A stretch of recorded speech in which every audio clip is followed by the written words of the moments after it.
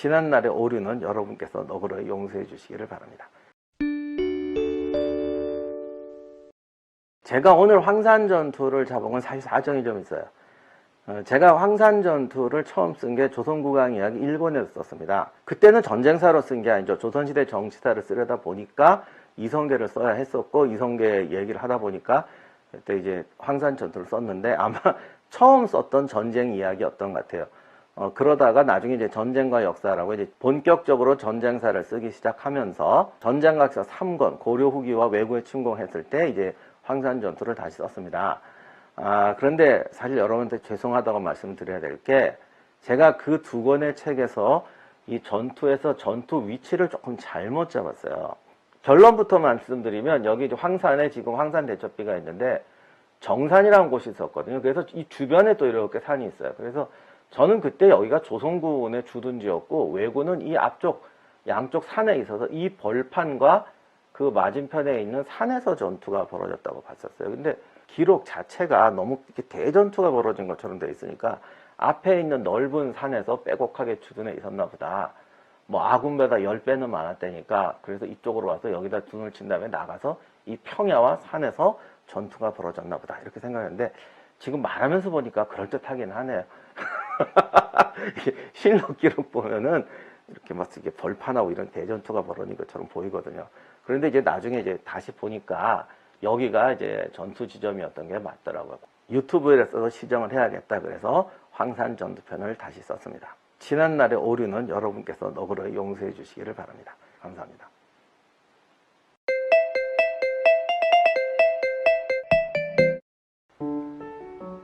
안녕하세요, 임용환입니다. 임용환의 전쟁사 교실, 오늘은 황산전투입니다. 14세기 후반은 왜구의 극성기였죠. 고려, 중국, 동남아시아까지 왜구의 침략으로 고생을 합니다. 고려도 고려의 국가체제, 군사제도에 대한 전반적인 회의가 올 정도로 왜구의 침략 때문에 고생을 합니다. 계속되는 침략 중에서도 최대 규모의 침략이 1380년 우왕 6년에 있었던 왜구의 침략입니다. 외선 500척이 지금의 금강 하류인 진포에 상륙합니다. 지금의 군산 서천군 일대죠.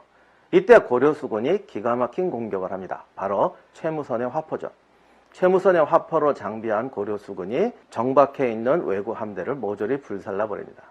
엄청난 대승이었는데, 여기까진 좋았는데, 엄청난 대승이었지만 당시 외선에는 왜구의 주력이 거의 없었습니다.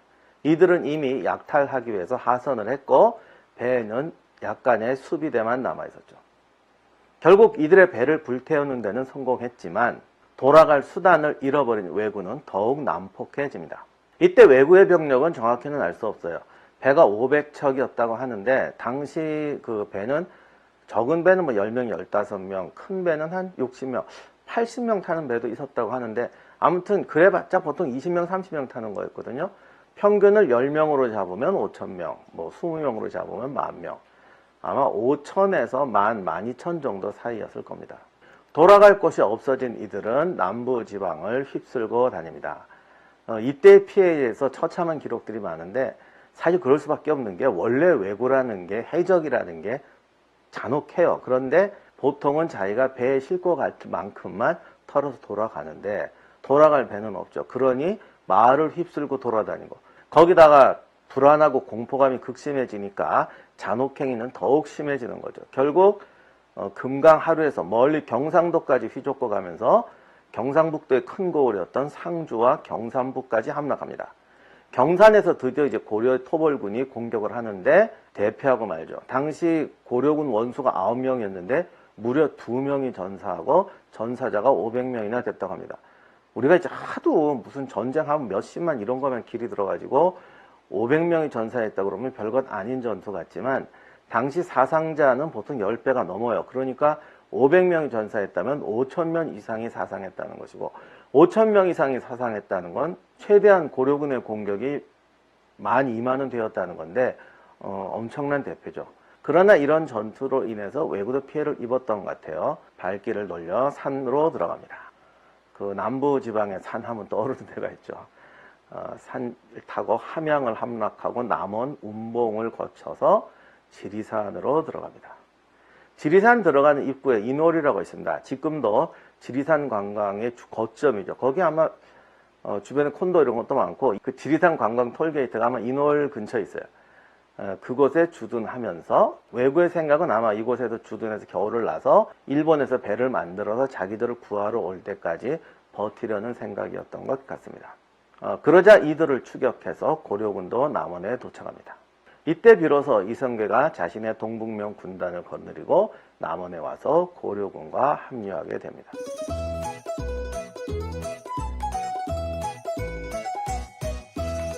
자, 황산전투 1라운드가 시작됩니다. 황산 주변의 지형은 이런 식으로 되어 있어요. 고려군과 이성계의 동북면 군단이 운봉에 도착합니다. 왜구는 황산에 주둔하고 있었습니다. 이 주변은 평야이고 황산은 산이라기보다는 조그만 평야의 섬처럼 솟아있는 나지막한 동산입니다. 그냥 얼핏 보면 딱 고대 토성이라고 해도 믿을 정도의 높이와 크기로 되어 있어요. 게다가 황산의 뒤로는 하천이 흘러서 뒤를 이제 방어하면서 앞을 방어할 수 있는 어떻게 보면 괜찮은 요충입니다. 중대 규모의 병력이 거점을 사수하며 싸우기에는 딱 좋은 위치죠. 양측의 병력은 기록이 없습니다. 왜구가 실록에는 10배나 많았다고 하는데 그건 과장이겠죠. 당시에는 황산이 지금보다 좀 크고 넓었을 수는 있지만 그렇다고 해도 여기가 엄청난 병력이 주둔할 수 있는 곳은 아닙니다. 이 황산 전투에 관한 기록은 태조실록밖에 없어요. 근데 태조실록을 보면 고려군은 구경만 하고 모든 전투는 태조의 동북면 군단이 다 했다라고 기록되어 있습니다. 뭐 비교 검증할 기록이 없으니까 뭐 어떻게 할 수가 없어요. 이걸 비교 검증할 기록이 없으니까 태조실록 기록을 믿을 수도 없고 안 믿을 수도 없는데 기록을 해석하는 데는 세 가지 방법밖에 없는 것 같아요.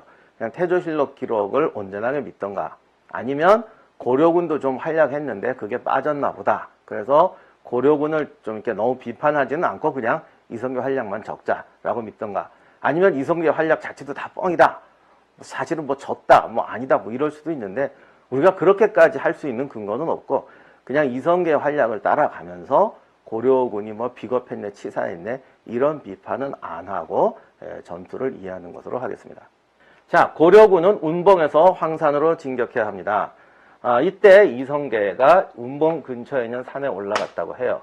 여기도 산이 하나 있는데 제가 아주 정확하진 않은데 대략 이렇게 하겠습니다. 그리고는 보더니 우리가 이쪽으로 지금도 길이 이렇게 나 있는데 뭐 이쪽에 평야니까 옛날 길 그대로였을 것 같아요. 우리가 이쪽으로 진격을 하게 되면 분명히 왜구 애들이 이쪽으로 매복했다가 우리의 뒤를 칠 것이다. 산이 조금 제가 애매하게 그렸는데 그냥 대강 합시다. 여기 사실은 이게 산이 길이 이제 산 사이로 이렇게 나요. 여기 산이 조금 더 있어요. 그래서 분명히 이쪽으로 우리를 칠 것이다. 그래서 이성계가 자기 부대가 이 매복해 있는 왜구를 소탕하면서 돌아가고 고려군이 이 길로 진격하기로 합니다. 실제로 이성계가 이렇게 진격하는 동안에 왜구가 무려 3번이나 공격해 왔다고 합니다. 이런 게 이제 과장이지. 근데 뭐 사실 이성계가 안 싸우지는 않았을 것 같아요. 기록에 보면 이성계가 그 자랑하는 대우전이라고 이렇게 긴 활, 그것까지 우리 거짓말이라고 못하면 증거도 남아있으니까 쏴서 뭐 50여 명이 넘게 쏴 죽이고 그러면서 갔다 뭐 이렇게 돼 있는데 그랬다고 실록이 혼자서 다 죽였다 이렇게 거짓말은 안 해요. 그러니까 이것도 거짓말은 아닐 거예요. 왜냐하면 이성계쯤 되면 앞에도 쏘긴 쏘거든요. 그렇게 하고 다른 사람도 쐈겠지. 그 퉁두라는 뭐 하고 있었겠어요. 같이 쐈겠지. 그리고 뭐 이성계 부하 중에 활잘성은 없나? 아무튼 이렇게 돌격해원으로 활살로 쏴 죽이고 그리고 병사들이 공격해서 진창에서 막 뒹굴었다는 걸 보니까 정말 처절한 백병전을 하면서 왜구를 소탕하면서 나갔던 것 같습니다. 우리가 이건 인정해 줘야 되는 게 이날 날이 저물고 있었어요. 사실 시간이 좀 없었는데 빨리 속전속결로 전투를 끝내야 하는 상황이었죠. 그래서 돌아가면서 이성계 부대는 왜구를 해치우면서 이쪽으로 진격하게 됩니다.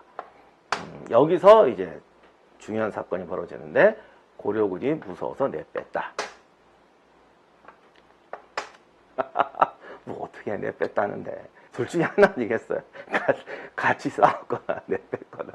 그러니까 내빼지는 말았다고 하고 그냥 여기쯤에 있었다고 할까. 아무튼 이렇게 돼서 이제 이성계 부대가 황산을 포위하게 됩니다.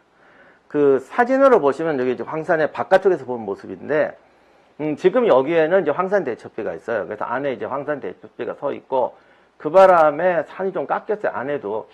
이게 지금 보면 무슨 성벽처럼 이렇게 돼 있고 안이 비어 있는데, 그러나 비 세우고 후대에 정비하면서 이렇게 된 것 같고, 원래는 좀 이렇게 봉우리였겠죠. 그리고 지금 이쪽에 마을이 하나 더 있어요. 지금 마을이 있는데, 원래는 그게 하나의 산이었을 수도 있을 것 같은데, 지금 지형을 정확히 모르겠어요. 여기거나 아니면 같이 이렇게 돼 있었거나. 그리고 이제 밖에서 보면은 굉장히 가파르고 무슨 정말 성처럼 버티고 있는데, 저게 그 당시에도 저런 모습이었는지 아니면 그 뒤로 이제 계속 깎아내서 저렇게 바위 부분만 남아 저렇게 되는지 모르겠는데, 그 전투 기록을 보면 약간의, 그러니까 가파르긴 하지만 약간의 경사면은 있었던 것 같습니다. 그래서 제 추정에는 이 안에도 좀 봉우리가 있었고, 바깥쪽에도 약간 급하지만 약간의 경사가 있는 이런 산이 아니었을까 생각합니다. 그래야 이게 스토리가 그 뒤에가 맞고, 그렇지 않으면은 좀 다르게 해석해야 되는데, 현재로서는 이게 제일 무난한 해석인 것 같아요. 아무튼 그래서 이성계가 3면을 포위하게 됩니다. 이렇게 돼서 전투의 2라운드로 접어듭니다.